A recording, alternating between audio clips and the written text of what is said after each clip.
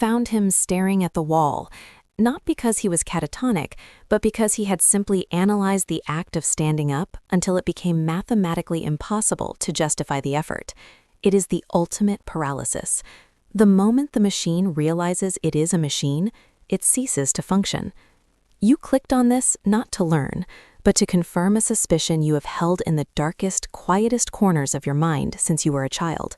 The suspicion that your ability to think, to reflect, to perceive yourself is not a gift, it is a parasite. There is a specific thought, a sequence of cognitive realizations that acts as a mental kill switch. Fernando Pessoa found it in 1935. David Foster Wallace found it in 2008. And right now, you are tracing their footsteps into the snow. There is a phrase, a linguistic key that turns off the mechanism of hope. I will tell you what that phrase is at the very end of this recording, but I cannot tell you now. Because if you heard it without the proper psychological conditioning, without the necessary context of the nightmare I am about to describe, it wouldn't just depress you, it would break you. So let us begin the autopsy. We call this the Pessoa paradox, but to understand it, we must first strip away the vanity of your biology. You believe you are the pilot of your body. You believe that the voice in your head, the narrator reading these words right now, is you. This is the first lie. That voice is not the pilot. That voice is merely the press secretary explaining decisions the government made hours ago. Neuroscience calls this the illusion of user agency, but let's use the darker terminology. Let's call it the curse of recursion. Evolution designed your brain for one purpose: survival. It was built to calculate trajectory, to identify predators, to locate mates. It was an outward-facing instrument, a radar system scanning the horizon. But then, something went wrong. A glitch. A folding in of the neocortex. The radar turned around. Instead of scanning the horizon, the radar began to scan itself. You became aware of your own awareness. This is not intelligence. This is an autoimmune disease of the spirit. Fernando Pessoa, the Portuguese writer who served as patient zero for this affliction, wrote, "To think is to be sick of the eyes." He understood that the moment you observe your own happiness, it evaporates. The moment you analyze your own walk, you stumble. The moment you question why you love someone, the love begins to rot under the fluorescent light of scrutiny. Think about the last time you were truly happy. Not content, but happy. You weren't thinking, I am happy. You were simply being. The I had vanished. The curse had lifted. But then the voice returned. "This is nice," it whispered. And in that second, the experience died, replaced by the memory of the experience. You are not living your life. You are curating a museum of memories for an audience of one. Yourself. Stop. Listen to the hum of your computer, the silence in the room. You are doing it right now. You are watching yourself listen to me. This is the first dark layer, the biological glitch. Most people move through life in a blessed fog. They are the sleepwalkers. They react, they consume, they sleep. They are integrated with reality because they do not question reality. They are part of the scenery. You envy them. You look at them in supermarkets, at parties, laughing at jokes you dissected 3 seconds before the punchline landed, and you feel a mix of superiority and profound, crushing loneliness. You tell yourself you are deep, that you are complex, but deep down, you know the truth. You are just detached. The knife of your intellect has become so sharp it has severed the cords connecting you to the world. Fernando Pessoa felt this severance so acutely that he couldn't survive being just one person. He shattered. He didn't just use pen names. He created heteronyms, distinct personalities. Alberto Cairo, a poet who refused to think. Ricardo Rice, the stoic who refused to feel. Alvaro de Campos, the hysteric who felt everything. Pessoa fractured his own psyche because the weight of being one self-aware consciousness was too heavy for a single mind to bear. He outsourced his suffering to imaginary men. He wrote, "I am the living stage where various actors pass, acting out various plays." He wasn't writing poetry. He was writing a diagnostic manual for the modern condition. He was describing the sensation of being a ghost haunting your own body. Consider the centipede's dilemma. A toad asks a centipede, "In which order do you move your legs?" The centipede stops to think about it. He tries to analyze the mechanism of his own movement, and in doing so, he becomes unable to walk. He is paralyzed in the ditch, starved by his own understanding. This is you. You have analyzed your social interactions until you can no longer speak naturally. You have analyzed your career until you can no longer work with passion. You have analyzed your own mind until you can no longer feel. You are the centipede, twitching in the dirt, paralyzed by the knowledge of how your legs work. But that was only the beginning of the nightmare. Because once you realize you are watching yourself, you realize something far more terrifying. Everyone else is watching you too. But not the real you. They are watching the performance. This brings us to the second dark layer, the panopticon of the soul. There is a concept in sociology called the looking glass self. It suggests that we are not who we think we are, and we are not who others think we are. We are who we think others think we are. Read that again. It is a hall of mirrors built inside a labyrinth. For the hyper-aware individual, this calculation never stops. It runs in the background like a Bitcoin mining rig, consuming 90% of your energy. Every conversation is a chess match. If I say this, they will think that, so I must adjust my tone to imply this. You are editing the video of your life in real time. Pessoa wrote, "I carry the wounds of all the battles I avoided." The hyper-aware man is a coward, not because he lacks bravery, but because he sees too many outcomes. Action requires ignorance. To charge into battle, you must ignore the probability of death. To fall in love, you must ignore the statistics of divorce.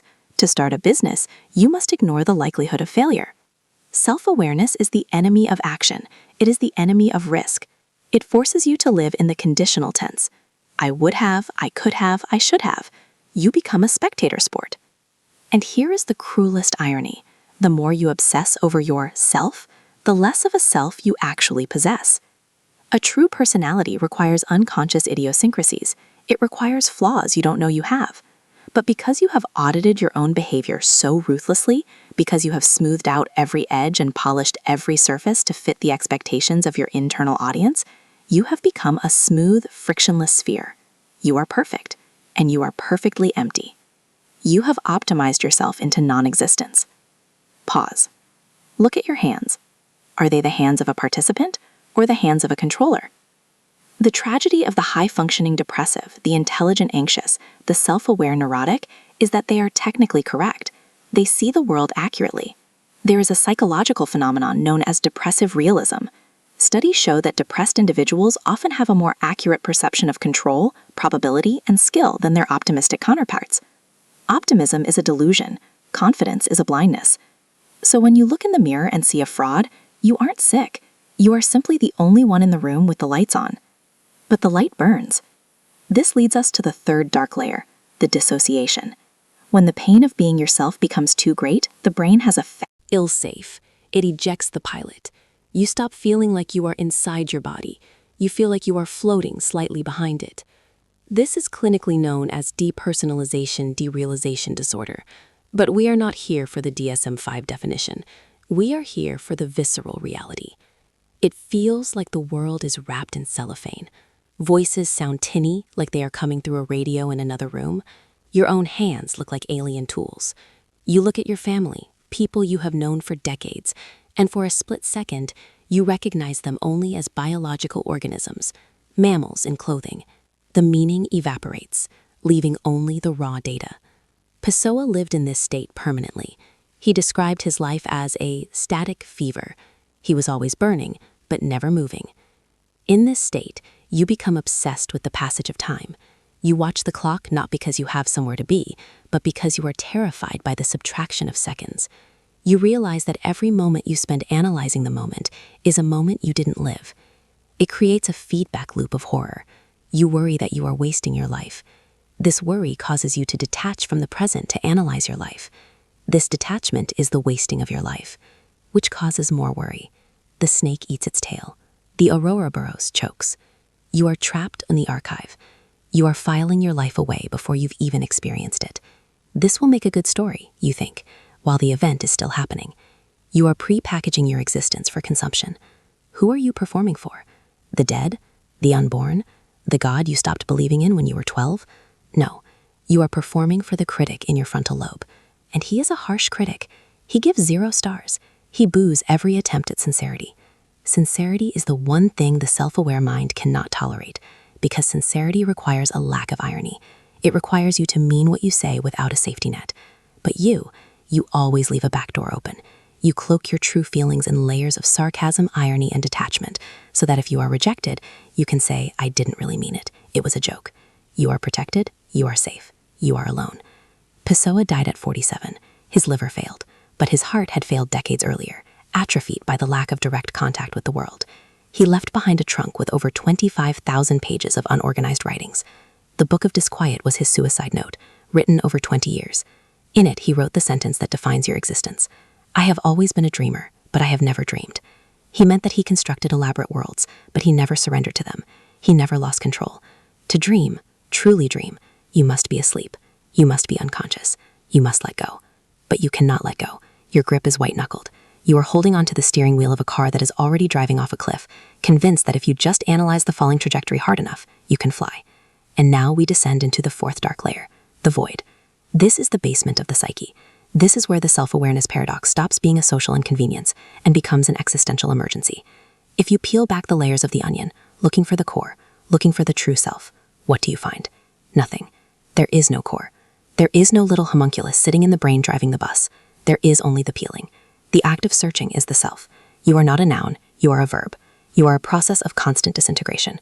The self-aware mind eventually reaches the conclusion that the self is a fiction, a narrative construct created to link a series of disparate biological events.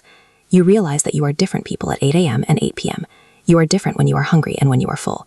You are a colony of bacteria and conflicting impulses wrapped in a trench coat, pretending to be a man named Steve or Sarah. This realization is the void.